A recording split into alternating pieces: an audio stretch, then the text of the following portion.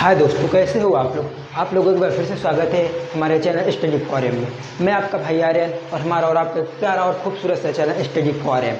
दोस्तों, इससे पहले हम लोगों ने जो बात की थी अपने इंट्रोडक्शन क्लास की, हमने आपको दे दिया था। अगर अब तक आपने उस वीडियो को नहीं देखा है तो उस वीडियो को आप जाके जरूर देखिएगा और फिर से यहाँ पे आके वीडियो को फिर से देखना स्टार्ट कीजिएगा। दोस्तों, हो सके आपको शायद बाहर की आवाज़ आ रही होगी, तो बारिश हो रही है तो शायद बारिश की आवाज़ आ रही होगी, तो थोड़ा बहुत मैनेज करिएगा। फाइनली दोस्तों, हमने बात कर लिया था कि हम अपने सिलेबस को किस तरह से करेंगे। आज हम अपने सोशल चैप्टर को चैप्टर 1 जो कि लोकतांत्रिक गणराज्य से हम लोग स्टार्ट कर रहे हैं। तो दोस्तों, अगर हम सबसे पहले तो आज फर्स्ट चैप्टर स्टार्ट कर रहे हैं, तो हम फर्स्ट चैप्टर स्टार्ट करने से पहले क्यों ना ये बात कर ले दोस्तों कि एनसीईआरटी किस तरह से पढ़ा जाए। और दोस्तों, मैं आपको पहले बता दूं, भागिएगा मत।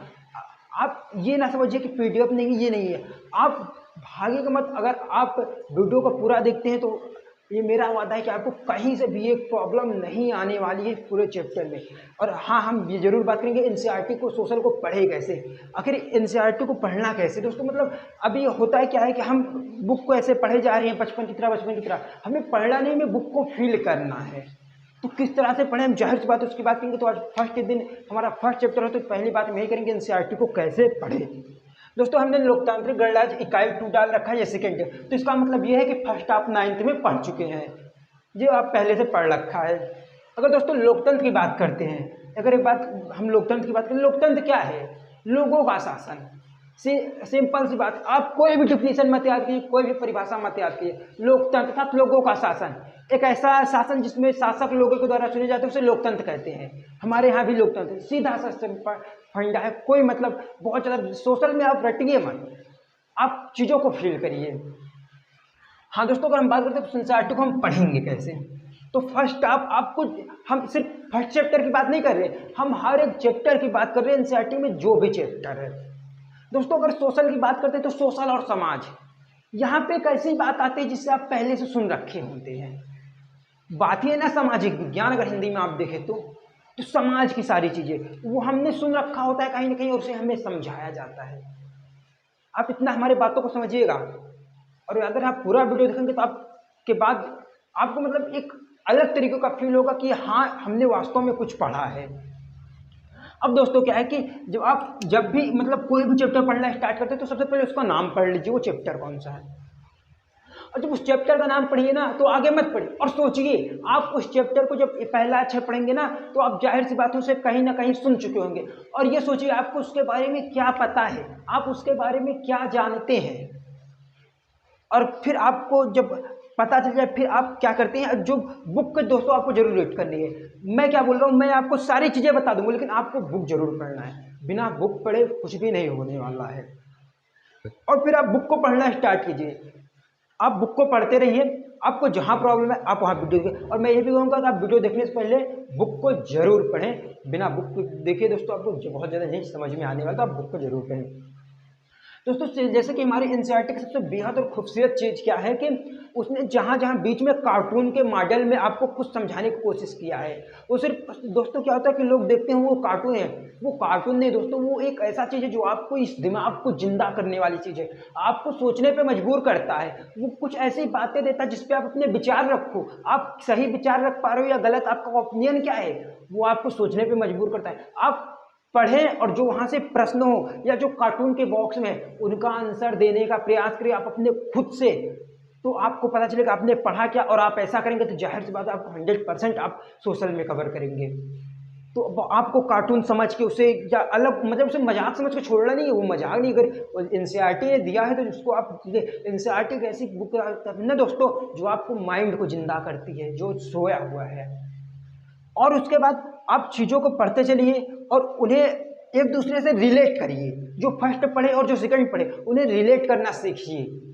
एनसीईआरटी आपको रिलेट जब तक नहीं करेंगे तब तक नहीं समझ में आएगी। और जितने सारे कार्टून हैं या जो भी है उन सभी को पढ़ना है, फर्स्ट चैप्टर पढ़ना है। अब आइए दोस्तों, हम अपने फर्स्ट चैप्टर की बात करते हैं, सत्ता की साझेदारी। आज हम इस चैप्टर को पूरा कवर करने वाले हैं इस वीडियो में, तो आप बने रहिएगा अंत तक, वादा है आपको जरूर मजा आ जाएगा। दोस्तों, अगर हम सबसे पहले बात करते हैं सत्ता की साझेदारी, हमने जैसे आपको पढ़ा एनसीईआरटी पढ़ना कैसे, हमने चैप्टर का नाम देख लिया सत्ता की साझेदारी। क्या अब आप भूल जाइए सब कुछ, आप ये समझिए आपको कुछ नहीं पता है, आप बस सुनिए। आपने सत्ता का नाम पहले नहीं सुन रखा है? तो अगर आप सोचेंगे तो आप तो हाँ यार मैंने सत्ता का नाम तो सुन रखा है। अच्छा साझेदारी आप नहीं जानते? आपको भाई मैं साझेदारी भी जानता हूँ, मैंने सुन रखा है। साझेदारी का मतलब है किसी भी चीज को बांटना। सत्ता का मतलब ये जो चुनाव से, ये जो सीटें होती हैं इनसे मतलब है। आप हमेशा सुनते रहते हैं। तो दोस्तों अगर आप इस बात को, सारी बातों को, चैप्टर को भूल जाइए और सिर्फ सत्ता के साझेदारी से सोचने की कोशिश कीजिए कि इसमें आखिर दिया क्या होगा। उसने सत्ता की साझेदारी, मतलब दोस्तों जो चीज हमें चैप्टर दिया जाता है ना, सारी चीजें चैप्टर के अंदर उसी के बारे में दिया जाता है, क्यों क्या कैसे। और एक बात हमेशा याद रखिएगा, सोशल या किसी भी चीज को पढ़ने का जब भी आप पढ़ें उसे जीवन में हमेशा याद रखने का एक तरीका है। आप उसको पढ़े कि वो आखिर जब वो पढ़े तो क्या है और क्या है बाकी वाई। ये बात हमेशा वाट और वाई का, ये दोस्तों आप हमेशा कॉन्सेप्ट याद रखिएगा। एक आपको बताए वाट और वाई को, कोई चीज पढ़े तो आखिर वो है क्या, वाट, और फिर वाई क्यों है। आपको हमेशा वो चीजें याद रहेंगी, तो आप ये जरूर याद रखिएगा। अब जो हम सत्ता की साझेदारी पे आप समझ पा रहे कि मतलब किसी चीज जो सत्ता है, या मान सकते जैसे भी सरकार है उसमें जो भी एक आप समझिए कि एक कोई सत्ता जिसपे एक किसी को बैठना है, तो कोई अकेला बैठेगा तो किस तरह से शासन, क्या वो अच्छे से शासन करेगा? हो सकता है वो आज नहीं कल निरंकुश हो जाए।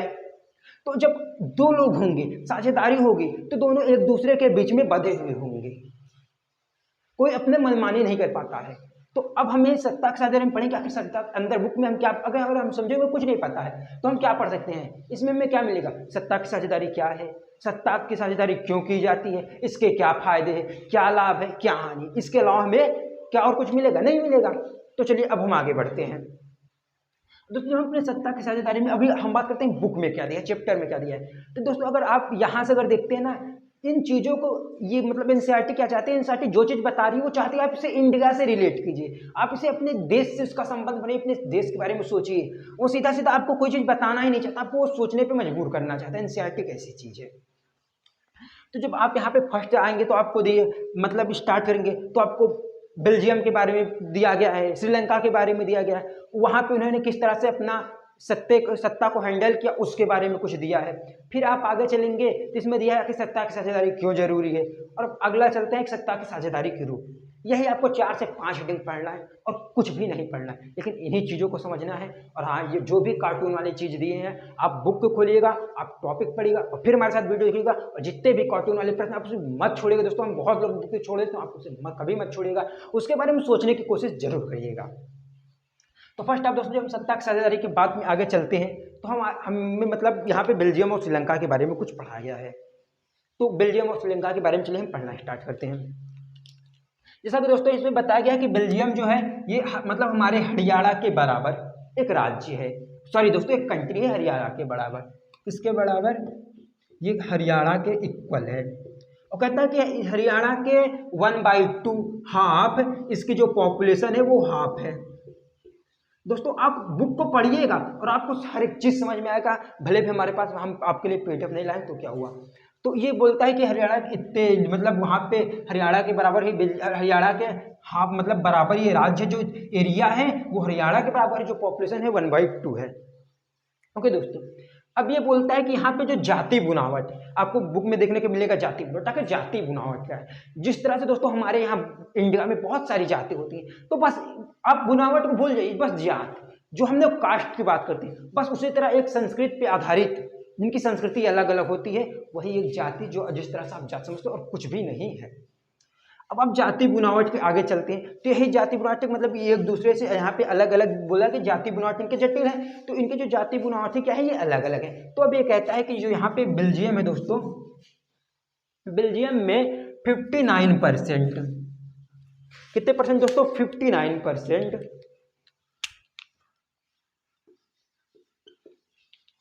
सर दोस्तों शायद मार्कर चल नहीं रहा, हम दूसरा मार्कर ले लेते हैं।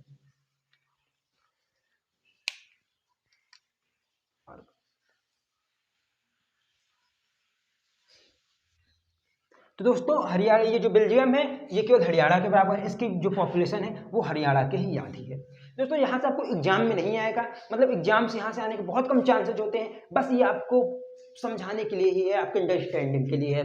तो अब आप दोस्तों ये कहता है कि ये जो बेल्जियम है ना, बेल्जियम में 59% लोग जो मतलब 59% लोग हैं, ये लोग डच बोलते हैं। क्या बोलते हैं दोस्तों?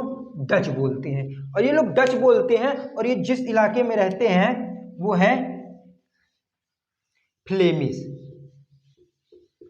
ओके दोस्तों, अब कहता है कि जो 40% लोग हैं वो क्या करते हैं, वो लोग फ्रेंच बोलते हैं, उनकी भाषा फ्रेंच है। अगर आपको अच्छे से ना दिखाई दे रहा तो आप सुनिएगा जरूर। और फ्रेंच के अलावा ये लोग कहाँ रहते हैं? ये लोग वेलेनिया में रहते हैं। अब बाकी जो बचे 1% लोग हैं, ये लोग जर्मन भाषा बोलते हैं, ये लोग जर्मन भाषा बोलते हैं। अभी दोस्तों हम ये बात करेंगे आखिर ये इंडिया के बारे में क्या बताना चाह रहा है, इंडिया से क्या रिलेट कराना चाह रहा है। अब कहता है कि जो मतलब 40% ये जो फ्रेंच लोग थे, ये लोग ज़्यादा समृद्ध थे, ज़्यादा धनवान थे, इनकी शिक्षा पर ज़्यादा पकड़ थी। अब जब दोस्तों क्या था, जो ये 59% डच वाले लोग थे, इनकी शिक्षा पे पकड़ कम थी, ये ज़्यादा धनवान नहीं थे और इनकी क्या बोलते स्थिति कमजोर थी। अब जब इन्हें धीरे धीरे समय बीतता गया, शुरू में तो इन्हें कोई प्रॉब्लम नहीं थी, लेकिन जब धीरे धीरे दोस्तों क्या होता है कि जब एक ही घर में मतलब एक बेटों को संपत्ति दे दी जाए, दूसरों को ना दी जाए, तो कहीं ना कहीं वो आगे जाके प्रॉब्लम बनती है।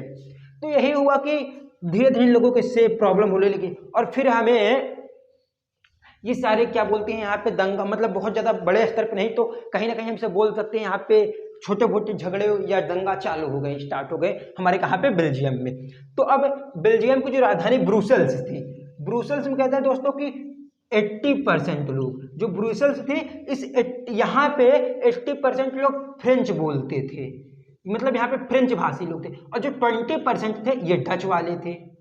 अब ब्रुसेल्स में किसकी पकड़ ज्यादा थी? फ्रेंच वालों की। और क्या कहते हैं, डच जो थे ये केवल 20% थे।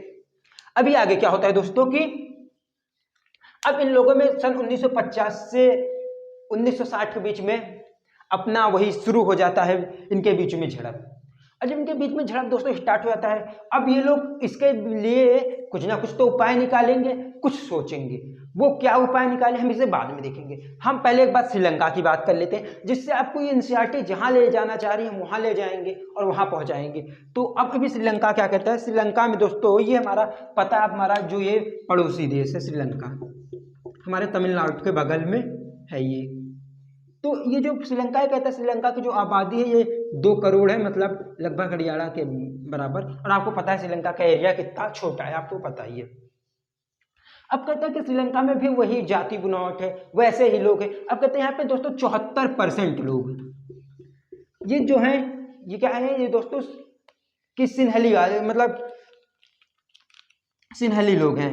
ये कहते हैं कि 74% यहाँ पे सिन्हली लोग हैं, ये 74%। जबकि कहता है कि 18% जो लोग हैं वो तमिल हैं, 18% लोग तमिल हैं। इन्हीं 18% में कुछ भारतीय मूल के तमिल हैं और कुछ श्रीलंकाई मूल के तमिल। अब कहेंगे आप भारतीय मूल के तमिल क्या है, उसे सुन लीजिए। भारतीय मूल के तमिल मतलब दोस्तों ये जैसे कि जब हमारे यहाँ हम उपनिवेश थे, हमें बनाए थे ब्रिटिश लोग, तो हमारे यहाँ उसमें जो लोग श्रीलंका में काम करते थे, तो उन्हीं के जो बच्चे मतलब जन्मे हुए संतान है, जो उनकी पीढ़ियां चल रही हैं, उन्हें हम भारतीय मूल के तमिल बोलते हैं। जबकि यहाँ पे 7% ईसाई लोग भी हैं।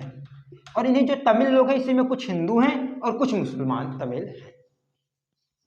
तो यहाँ पे भी वही सेम चल रहा है भाई साहब कि यहाँ पे भी बहुत सारे जातियों के लोग हैं, अलग अलग धर्म को मानने वाले लोग हैं, अलग अलग संप्रदाय के लोग हैं। तो किस तरह इनका निपटारा किया जाएगा, किस तरह क्या होगा, अब वो यहाँ पे प्रॉब्लम वाली बात होगी। तो अब फाइनली क्या होता है दोस्तों कि यहाँ पे जब श्रीलंका होता है दोस्तों, यहाँ पे ये 1948 में स्वतंत्र होता है। जिस मतलब हमारे इंडिया के स्वतंत्र होता है 1947 में, 1948 में ये लोग होते हैं स्वतंत्र। और जब यहाँ पे जो लोकतांत्रिक सरकार ही बनती है, कौन सी सरकार बनती है, जो सरकार बनती है दोस्तों वो फाइनली लोकतांत्रिक सरकार ही बनती है, सरकार बनती है लोकतांत्रिक। ओके दोस्तों, अब जो सरकार लोकतांत्रिक बनी तो उसने क्या किया कि उसने जो लोग ज्यादा थे उनके तरफ निर्णय लेना शुरू किया। अब बात आती है हमारी बहुसंख्यकवाद की। किसकी बात आती है, बहुसंख्यकवाद की। ऐसे ऐसे कुछ टॉपिक है, कुछ अच्छे हैं जिन्हें आपको पढ़ना है, ज्यादा कुछ भी नहीं पढ़ना। तो बहुसंख्यकवाद पे कोई नहीं जाना है। क्या है दोस्तों, बहुसंख्यकवाद मतलब होता है एक वार्ता, एक बात। और बहुसंख्यक मतलब जिसकी संख्या ज्यादा हो, तो अर्थात जिसकी संख्या ज्यादा हो उसके तरफ निर्णय लेना, उसके तरफ पक्ष लेना, ये हमारे लोकतंत्र के लिए सही नहीं है। तो इन्होंने बहुसंख्यकवाद के तरफ अपने आप को क्या किया, बढ़ा लिया। और जब इन्हें बहुसंख्यक कौन थे, सिन्हली लोग थे, तो इनकी ज्यादा वहां पे हो गई, चलने लगी सब कुछ। अब ये जो तमिल थे, अब इससे ये होंगे नाराज, क्योंकि भाई इनके तो मतलब इनको क्या बोलते हैं, इनका कुछ मतलब पता जता नहीं रहेगा, ये कहाँ पे पहुंच जाएंगे, सब कुछ तो इनके पास चला जाएगा। तो अब इन्हें इससे होने लगी दिक्कत। अब देखिए सेम चीज श्रीलंका के पास भी है, सेम चीज तमिल इसके सॉरी दोस्तों, सेम चीज बेल्जियम के पास है, सेम चीज श्रीलंका के पास है। अब दोनों किस तरह से इसे हैंडल करते हैं, किस तरह से श्रीलंका करता है, किस तरह से बेल्जियम, ये आपको बता देगा बहुसंख्यकवाद के क्या फायदे और क्या बहुसंख्यकवाद के नहीं, लोकतंत्र के क्या फायदे हैं, क्या लॉस है, और आपको पता भी चलेगा बहुसंख्यक के क्या लॉस है जो अब बहुसंख्यकवाद चलता है। दोस्तों बहुसंख्यकवाद क्या चलता है, अब उसे हम देखते हैं। तो अब ये आखिर हो क्या रहा है, ये बताना ये चाहता है, ये अभी निर्णय क्या लेंगे। अब देखिए दोस्तों, इंडिया में कितने लोग हैं, 130 से 135 करोड़। सोचिए जब ये चीजें प्रॉब्लम सिर्फ 1 करोड़ के लिए, 2 करोड़ के लिए हो जा रही है, तो हमारे इतने बड़े क्षेत्रफल और इतने बड़े 135 करोड़ की जनता में क्या ये प्रॉब्लम नहीं क्रिएट होगी, ये प्रॉब्लम हमारे यहाँ भी क्रिएट होगी, इसमें कोई नहीं। तो बस ये सारी चीजें, ये मतलब एग्जाम्पल बेल्जियम का देना, श्रीलंका का देना, ये आपको भारत के बारे में सोचने की बोल रहा है। एनसीईआरटी सिर्फ यही कहना है कि आप इंडिया के बारे में सोचें।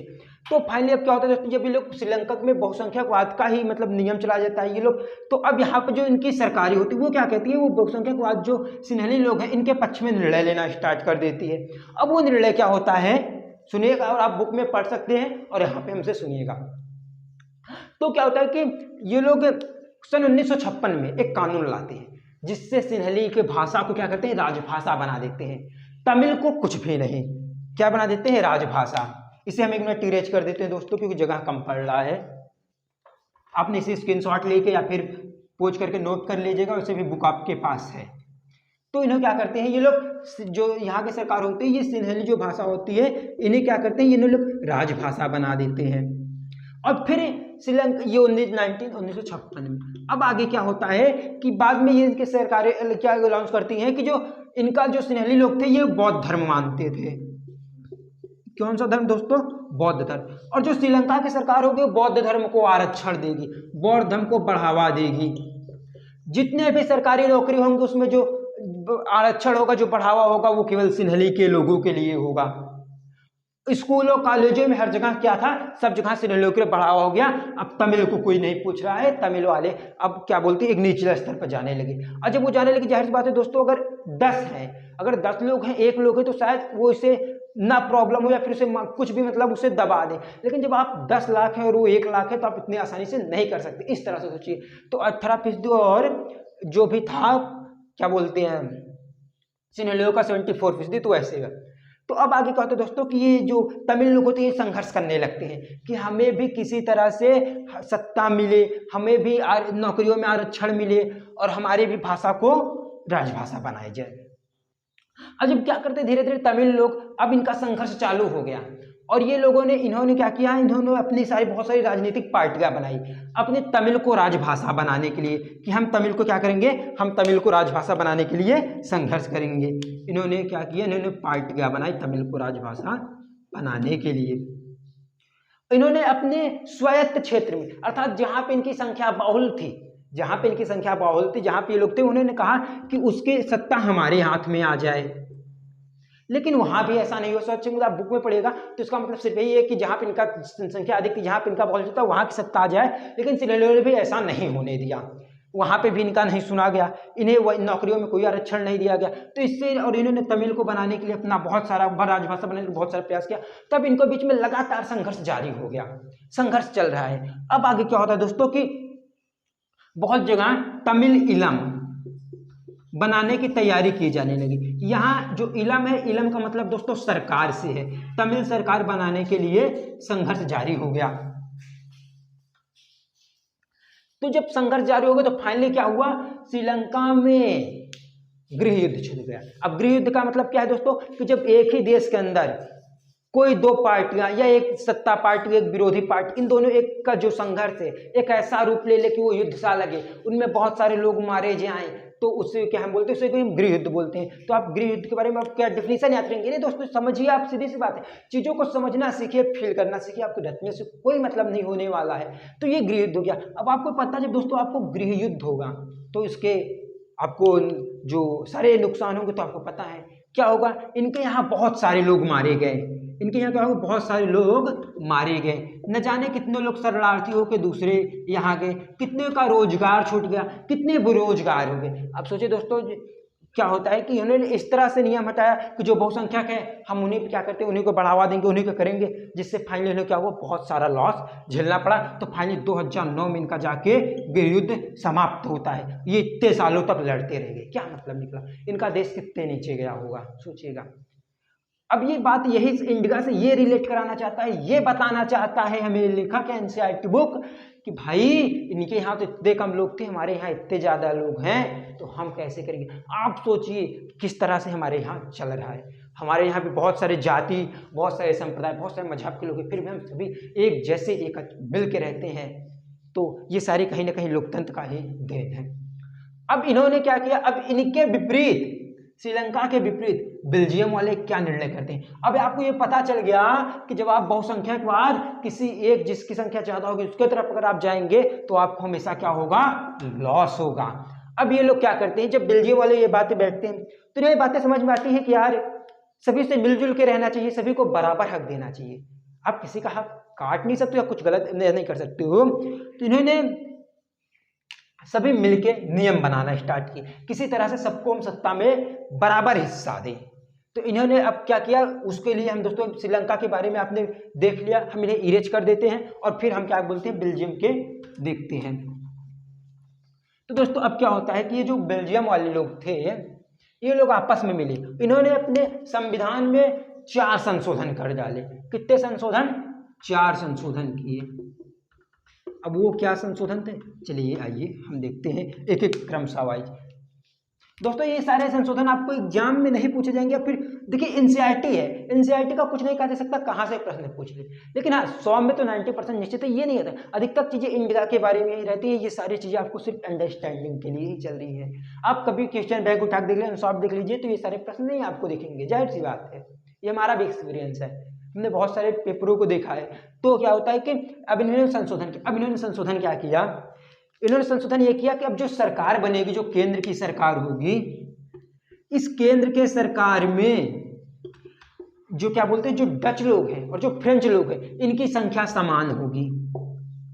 डच लोग और इक्वल फ्रेंच लोग, इन दोनों की क्या होगी दोस्तों, संख्या समान होगी। मतलब अगर 400 मंत्रित्व का पद है, 400 संसद का पद है, तो 200 भाई साहब डच के रहेंगे, 200 फ्रेंच के रहेंगे। इन दोनों की संख्या समान होगी। जो भी निर्णय लिया जाएगा वो निर्णय किसी एक पक्ष के बहुमत से नहीं लिया जाएगा। जो सारे नए नियम लागू किए जाएंगे तभी नियम लागू किए जाएंगे, कब, जब यहां से भी अगर आप बोल सकते हैं 101, ये बहुमत हो गया ना दोस्तों इसका, और यहां से भी 101। अब 101 से ज्यादा हो सकते हैं लेकिन 101 से कम नहीं होने चाहिए। इन दोनों जगह से संसद में क्या हो, या इनके जो पार्लियामेंट हो उन्हें बहुमत प्राप्त हो, वो तभी नियम लागू किया जाएगा, बाकी नियम नहीं लागू किया जाएगा। ओके दोस्तों, अब आगे हम चलते हैं। आगे इन्होंने और क्या किया, अब इसी तरह आगे इन्होंने क्या किया कि इन्होंने प्रांतीय सरकार, जो हम जैसे हमारे यहाँ एक संघ सरकार चलती है कि एक केंद्र की है, फिर एक क्या बोलती है राज्य सरकारें है, तो इसी तरह इन्होंने भी प्रांतीय सरकार का शक्तियां दे दी। अर्थात जो सारी शक्तियां केंद्र के पास थी उससे उठा के बहुत सारी शक्तियां राज्य को दे दिया। अर्थात अब जो राज्य रह गया दोस्तों वो केंद्र के अंडर नहीं रह गया। जैसे आप इंडिया में ले सकते हैं, जहां पे जैसे कि कांग्रेस बीजेपी जो है सत्ता में है, हमारे क्या बोलते हैं कि मतलब केंद्र में बीजेपी के, अब जहां पे अदर पार्टी जो भी हुई, कांग्रेस हो या फिर कोई भी पार्टी हो जो सत्ता में है, वो बीजेपी के क्या बोलते हैं उसके अंडर में नहीं है, वो अपने एक स्टेट में एक खुद की उसकी शक्ति है, वहां पे वो शासन करता है। तो यहाँ पे प्रांतियों को एक अलग से शासन दे दिया गया।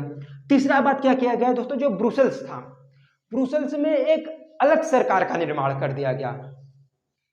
ये जो ब्रुसेल्स था यहाँ पे एक अलग सरकार का ही निर्माण कर दिया गया। अब यहाँ पे भी क्या किया गया, यहाँ पे भी जो मंत्रित्व जो भी पद होंगे उनमें उतने ही क्या बोलते हैं डच होंगे, उतने ही क्या होंगे, उतने ही हमारे फ्रेंच भाषी लोग होंगे। तो अभी इनका सबके बराबर बराबर मिल रहा है, तो कोई इनको प्रॉब्लम नहीं होने वाली है, ये सभी आपस में मिलकर अच्छे से ही रहेंगे। अब इसके आगे हम चलते हैं, इसमें एक चौथा रूल था दोस्तों, इन्होंने क्या किया, जिस तरह से हमारे यहाँ स्थानीय सरकारें होती हैं, आपको पता है ग्राम पंचायत जो हमारी स्थानीय सरकार है, इसी तरह इन्होंने एक सामुदायिक सरकार का सामुदायिक सरकार का भी शक्ति मतलब बनाया। सामुदायिक सरकार क्या थी, जैसे कि जर्मन हो गए, फ्रेंच हो गए, फारसी हो गए, जो डच लोग थे, इन सारे को जितने भी देश में मतलब इनके देश में जितने भी डच भाषी लोग थे, ये सभी मिलके चाहे वो जहाँ पे भी रहते हो अपनी एक सामुदायिक सरकार का चुनाव करेंगे, उसे चुनेंगे। वो सामुदायिक सरकार क्या कहेगी, उसे मतलब कि उसे भी फैसले लेने के अधिकार थे, जैसे कि संस्कृति से संबंधित ऐसे बहुत सारे उसे फैसले लेने के अधिकार थे। तो दोस्तों जो क्या कहते हैं कि ये जो मतलब हमारी क्या सामुदायिक सरकार बनाएंगी, इन सामुदायिक सरकार को भी क्या था, फैसले लेने का अधिकार था। कैसे, संस्कृति पे, शिक्षा पे, भाषा पे। तो यहाँ पे ये भी फैसले लेती थी। शायद दोस्तों आज मार्कर खत्म होने वाला है, तो जैसा भी हो सके, लेकिन आप सुनिएगा जरूर क्योंकि आवाज़ अच्छे से आ रही हो सकता है आपको राइटिंग अच्छी ना समझ में आ रही हो, लेकिन हमारे एक्सप्रेशन हमें आशा है कि आपको जरूर समझ में आएगा।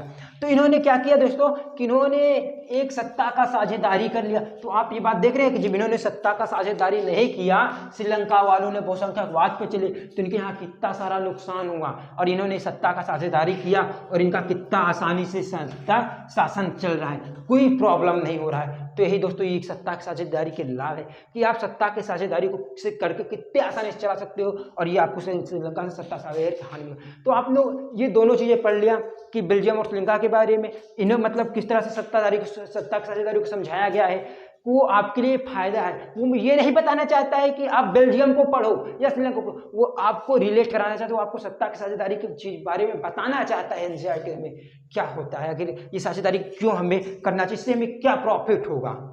तो ये जो सारे हमारे यहाँ जो मतलब इतने सारे जाते हैं, हम इन सब में बहुत आसानी से मिल के रह सकते हैं। ये सत्ता की साझेदारी के फायदे हैं। तो यहाँ तक हमने देख लिया।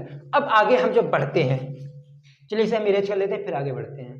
दोस्तों हमने आपको बेल्जियम और श्रीलंका की एक बहुत लंबी कहानी सुना दी, तो आई होप कि आप उसमें अब ये डिसाइड कर पाए होंगे कि आखिर उन दोनों में क्या फायदा। जैसे कि श्रीलंका, अब जो श्रीलंका बहुसंख्यकवाद पे चले तो उनका बहुत सारा इससे देश की एकता संकट में पड़ जाती है, देश को बहुत सारे प्रॉब्लम झेलने पड़ते हैं, बहुत सारे प्रॉब्लम को उन्हें सामना करना पड़ता है।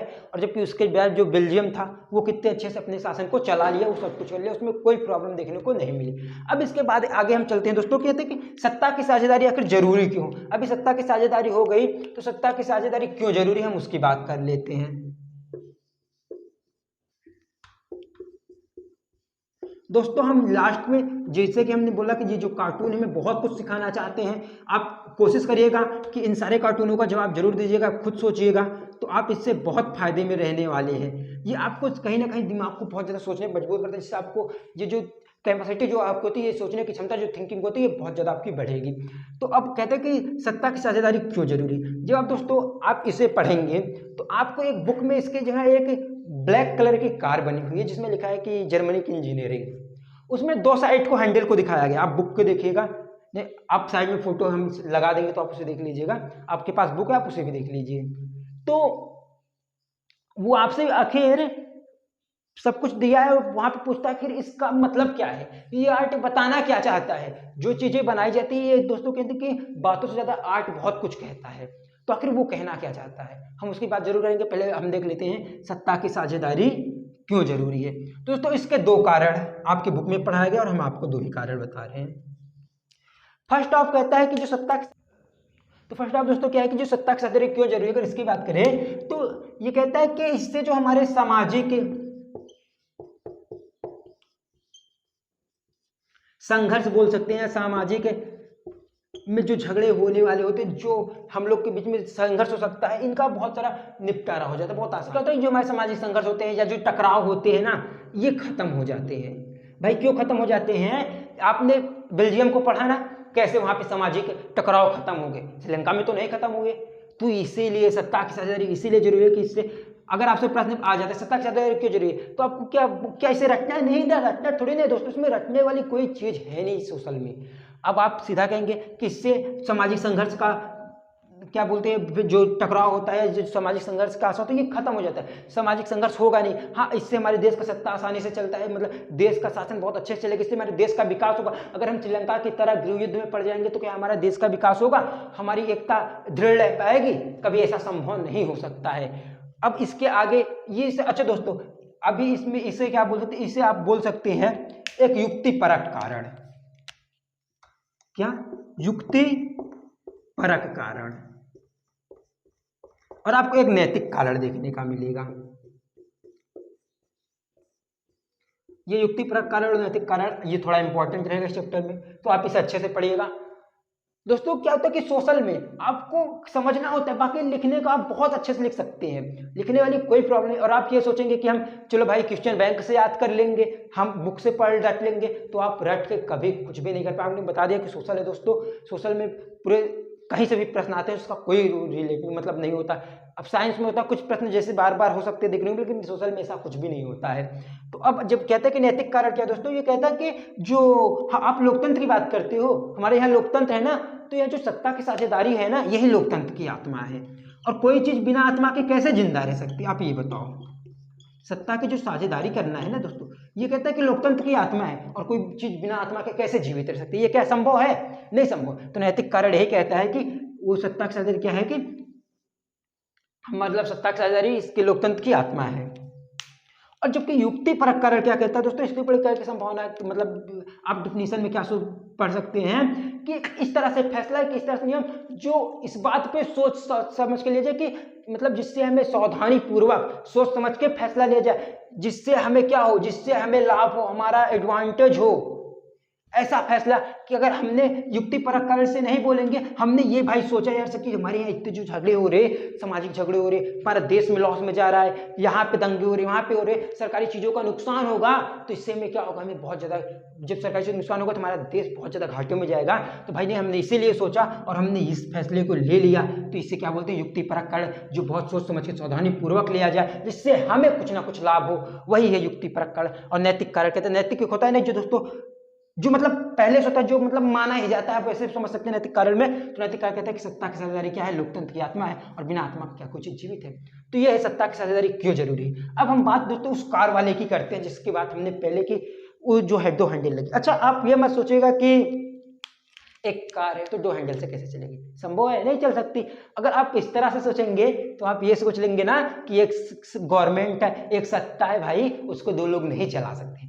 आप कुछ इस तरह से सोच समझ सकते हैं। अगर आप ये सोचे कि 2 हैंडल है तो भाई नहीं चल सकती, आप इधर करोगे इधर करेगा तो हम कहाँ चलेगी, और तो इस अच्छा एक ही चलाए, नहीं, वो ये नहीं बताना चाह रहा है। वो ये बताना चाह रहा है कि 2 लोग मिलकर जब एक कार को चलाएंगे तो वो एक सीधे रास्ते पे जाएगी। क्यों? क्योंकि अगर आप ये अगर कोई, जैसे कि आप देख सकते हैं उत्तर कोरिया का एग्जांपल हम दे रहे हैं, तो वहां पे क्या है, वहां पे लोकतंत्र नहीं है, वहां पे निरंकुश शासन है। जो बोलेगा भाई, वहां का किम जोंग जो है, वहां का जो प्राइम मिनिस्टर क्या बोलते हैं प्रेसिडेंट, जो वो बोलेगा वही को करना पड़ेगा आपको। आपको ये और कुछ निर्णय तो ले नहीं सकते। वो जिधर जाएगा चलो भाई उसी तरफ, कोई मतलब नहीं है।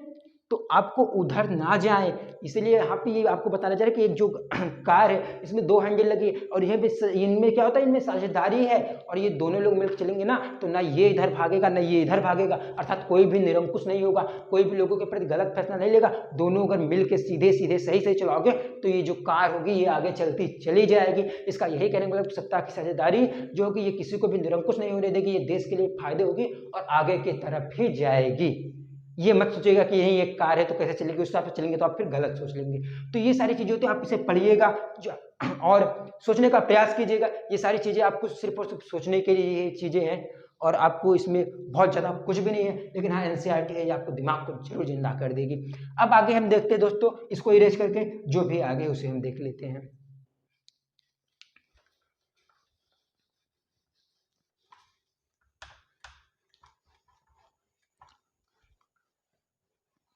दोस्तों अब आप आगे बढ़ेंगे तो आपको इसमें एक खलील की उलझन नाम से एक पेज दिया है या टॉपिक दिया बोल सकते हैं, खलील की उलझन। इसमें विक्रम और बेताल के बारे में कुछ दिया है ऐसे शायद, खलील की उलझन। अच्छा दोस्तों अब क्या समझते हैं कि आप एनसीईआरटी ने उठा के दे दिया, ये बेकार चीज है, कोई मतलब नहीं है। अगर आप ये सोचते हैं जाहिर सी बात है आपको एग्जाम में नहीं आएगा, कोई मतलब नहीं, मत पढ़ो, छोड़ के चले जाओ। लेकिन नहीं, अगर आप पढ़ोगे ना तो सिर्फ और सिर्फ आपको थिंकिंग के लिए मजबूर करती है। ये कुछ आपको क्या करती है, कुछ कंडीशन दे देती है, कुछ शर्तें देती है एनसीईआरटी, और आपको सोचने के लिए बोलती है आप यहाँ पे होते तो क्या करते। कहीं ना कहीं आप सोचिए आपके आंसर राइटिंग कितनी स्किल होगी सोचने की, वो कितने ज़्यादा डेवलप होगी जब आप सोचेंगे। तो आइए देखते हैं हम इसके कहानी को, आपको बताते हैं इसकी कहानी क्या है। तो कहता है कि खलील जो कि लिबनान बेरूत का रहने वाला है, और उसके पिता जो है वो ऑर्थोडॉक्स ईसाई है, जो पिता क्या है, पिता इसके ऑर्थोडॉक्स ईसाई है। आप अगर स्कूल में जाते हैं तो आपने टीचर से जरूर बोलिए कि ये जितने भी सारी चीज़ों को पढ़ाएं इनको इग्नोर ना किया जाए, ये आपके लिए बहुत ज़्यादा जरूरी है। आप अगर इन चीज़ों को छोड़ देते हैं, कार्टून पर नहीं चर्चा करते, ये सारे दोस्तों हमें बुक में अगर दिया गया है तो जाहिर सी बात है कुछ ना कुछ सोच के दिया गया है, बुक बनाने वाला कोई मेंटल आदमी नहीं है। और ऑर्थोडॉक्स, और जो इसकी माता है वो कौन है, इसकी माता सुन्नी मुसलमान है, ये मोमडन है। ओके दोस्तों, ठीक है, मुस्लिम ऐसे लिख लीजिए। तो अब ये क्या कहता है, ये खलील कहता है कि मैं भाई किसी भी समुदाय पे नहीं, मतलब मेरा कोई आस्था नहीं है, मैं समुदाय पे नहीं मानता हूँ, मैं कुछ मानता ही नहीं हूँ।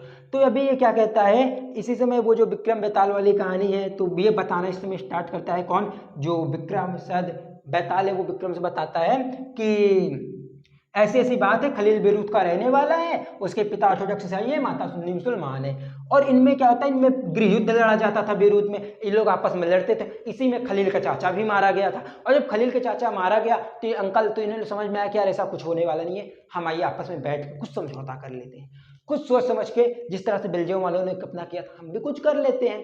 तो इन्होंने क्या किया, इन्होंने इसी के आगे कुछ करना चाहा। अब देखिए आगे इन्होंने क्या करना चाहा। जब इन्होंने, ये लोगों ने मिले और फैसले लिए, तो इन्होंने जैसे कि 4 जो उच्च सीट होती हैं, जो पद होते हैं, उनके लिए निर्णय किया। तो क्या होता है कि ये जो खलील होता है, खलील के मतलब यहाँ पे पिता ऑर्थोडॉक्स ईसाई है, माता सुन्नी मुसलमान है। तो इन्होंने जब आपस में मिले, क्या मतलब जब इनके खलील का चाचा, क्या हुआ था, इनके खलील का चाचा जब मारा गया था, मतलब उसमें जो गृह था, उसके बाद इन लोगों ने आपस में मिला, निर्णय लिया। तो इसमें इन्होंने क्या कि जो प्रेसिडेंट होगा दोस्तों, जो इनके देश का प्रेसिडेंट होगा कंट्री का, वो कोई एक सिर्फ और सिर्फ मैरोनाइट पंथ का कैथोलिक ही होना चाहिए। मैरोनाइट पंथ का, नाइट दोस्तों, पंथ का कैथोलिक होना चाहिए, इसके अलावा कोई और नहीं बन सकता। और जो प्रधानमंत्री बनेगा, अर्थात जो प्राइम मिनिस्टर होगा, वो सिर्फ और सिर्फ कोई एक सुन्नी मुसलमान होना चाहिए, सुन्नी मुस्लिम होना चाहिए। हाँ दोस्तों, और कहता है कि जो उप प्रधानमंत्री होगा, उप प्रधानमंत्री, ये कहता है ये कोई ऑर्थोडॉक्स ईसाई होना चाहिए, ऑर्थोडॉक्स ईसाई के अलावा कोई और नहीं होना चाहिए। अब इसके आगे चलते हैं दोस्तों। तो कहता है कि जो संसद के अध्यक्ष का पद होगा वो किसी, क्या बोलते हैं, सिर्फ और सिर्फ शिया मुसलमान के पास होगा, इसके अलावा कोई भी कुछ नहीं बन सकता। और इन्होंने क्या निर्णय लिया, किसके आधार पे, जो मुस्लिम लोग सीरिया में मिलना चाहते थे ये नहीं मिलेंगे, और एक जो ईसाई लोग मिलना चाहते थे दूसरे देश से, ये वहां पे नहीं जाएंगे, अब ये लोग आपस में मिलकर रहेंगे। तो अब ये जो खलील कहता है कि नहीं, ये सही नहीं है भाई, जैसे अन्य लोकतंत्र हमारे यहाँ है कि हमें इससे कोई मतलब नहीं, राष्ट्रपति कोई भी बन सकता है, आप चुनाव करवाइए और जिसको बहुमत मिले, जिसको लोग वोट दे, वो हमारा क्या बन जाएगा, वो आपका प्राइम मिनिस्टर या फिर राष्ट्रपति बन जाएगा। तो कहता है कि वो होना चाहिए, ये गलत तरीका है। तो अब ये आंसर पूछता है कि बताइए, मतलब वो विक्रम से कहता है कि जब ये लोग खंबे के सामने पहुंचते हैं, जो भी आपके बुक में लिखा है, तो बताइए अगर आपको फिर से अगर इनका संविधान लिखने का मौका मिले तो आप क्या चेंज करेंगे, आप क्या चेंज करना, आप वही रखना चाहेंगे या कुछ चेंज करना चाहेंगे। तो फिर आगे ये दिया है कि वहीं पर उसकी बाइक रुक जाती है, आप आंसर दीजिए, नहीं तो आपकी बाइक भी रुक जाएगी। तो अच्छा, अब आप सोचिए, अगर आपको ये क्या, आपको इसमें प्रश्न एग्जाम तो नहीं, ये आपको सोचने के लिए तो बोल रहे हैं ना, आप थिंक करिए कि यार उन लोगों को इतने साल से चल रहा है, हम अगर सोचिए अगर वहाँ पे जो इतने साल से वो लोग रह रहे हैं, अभी तो वहाँ पे जो मुस्लिम लोग हैं उनकी संख्या ज़्यादा हो गई है, और ईसाइयों के या फिर जो भी हैं इनके ऑर्थोडॉक्स या कैथोलिक के तुलना में, कंपेयर में, बट वो लोग अभी भी उस नियम को मान रहे हैं। तो अगर आपको इस नियम को बदलने से क्या होगा, इससे सिर्फ लॉस होगा, इससे फिर से क्या होगा कि दोस्तों, इसका तो पहली बात एक फिक्स आंसर नहीं हो सकता, ये लोगों को अपनी सोच है, पर इसका जो सही आंसर या फिर जो सही सोच है वो यही है कि इनका कोई चेंज करने से कोई मतलब नहीं है जहां तक है, क्योंकि अगर आप इनका करते हैं तो हो सकता है ये फिर में इनके यहाँ विरुद्ध चालू हो जाएंगे, सब कुछ हो जाए। अगर कोई देश, कोई कंट्री एक नियम से चल रहा है और सही रास्ते पे इतने सालों से चल रहा है तो वही सही है इनके लिए। अब दोस्तों फाइनली हमारा एक बचा है जो एक लास्ट टॉपिक की सत्ता की साझेदारी के प्रकार, जिसमें हम पढ़ेंगे क्या कि जो हमें सत्ता की साझेदारी है वो हम कार्यपालिका, न्यायपालिका, विधायिका के बीच में करते हैं। फिर हम ये पढ़ेंगे जो हमारे ऊर्ध्वाधर वितरण में और क्षैतिज वितरण में, जो केंद्र सरकार और राज्य सरकार में। तो दोस्तों ये जो कि अगले पार्ट, इसके 2 पार्ट में एक चैप्टर खत्म हो जाएगा, तो उसका अगला पार्ट कल आ जाएगा। तो आप उसके लिए बिल्कुल भी टेंशन मत लीजिएगा। आई होप कि दोस्तों ये वीडियो आपके लिए बहुत ही अच्छा होगा। हाँ दोस्तों, आप बुक को जरूर पढ़िएगा, आप बुक को पढ़ते चलिए और फिर आप इस वीडियो को देखते चलिए ना, तो आपको भले भी मैंने पीडीएफ नहीं दिया, बुक से नहीं पढ़ाया, लेकिन इतना अच्छा एक्सप्लेनेशन है, हमें लगता है कि आपको हर जगह समझ, आप कहीं पे कोई प्रॉब्लम नहीं होगी। और जो आप सोशल मतलब लोगों को लगता है इतना भारी, ना कोचिंग में पढ़ते हैं ना कहीं पे, मतलब इतना आप भारी समझते, सोशल मतलब समझते कुछ है ही, मतलब आप उसे पढ़ना ही नहीं चाहते। तो सोशल को एक बहुत ज़्यादा इंटरेस्टिंग सब्जेक्ट, आपसे एक फील करके पढ़िए, आपको बहुत ज़्यादा इंटरेस्ट आएगा पढ़ने में, बहुत ज़्यादा आपका जो कैपेसिटी है वो डेवलप होगा। और एनसीईआरटी ने बहुत अच्छे क्या बोलते हैं सोशल की बुक दी, तो आपसे ज़रूर पढ़िएगा। और चलिए अब मिलते हैं आपके नेक्स्ट पार्ट में और नेक्स्ट वीडियो में। अगर आपको वीडियो अच्छा लगा होगा, जाहिर सी बात है अच्छा लगा होगा, तो क्या करना है, एक लाइक करके चैनल को सब्सक्राइब करके दोस्तों में जरूर शेयर कीजिएगा। दोस्तों क्या है ना, शिक्षा सभी के पास पहुंचनी चाहिए, और पता है ये शिक्षा कोई भी चार्ज नहीं, सिर्फ और सिर्फ फ्री ऑफ कॉस्ट है। तो अपने दोस्तों में, भाइयों जो भी होंगे आपके स्कूल कोचिंग के दोस्त या फिर स्कूल के, सभी के साथ शेयर कीजिएगा। चलिए दोस्तों, फिर आपसे मिलते हैं हम नेक्स्ट वीडियो में। और हाँ, अपने राय, अपने जो ओपिनियन है वो कमेंट बॉक्स में जरूर नीचे लिखिएगा। और आगे आपको कैसे वीडियो चाहिए, या फिर आपको कहीं प्रॉब्लम होगा या कुछ जो भी प्रॉब्लम आपको होगी, आप जरूर लिख सकते हैं कमेंट बॉक्स में, उसका रिप्लाई आपको जरूर दिया जाएगा। चलिए दोस्तों, आपसे मिलते हैं नेक्स्ट वीडियो में, तब तक के लिए बाय।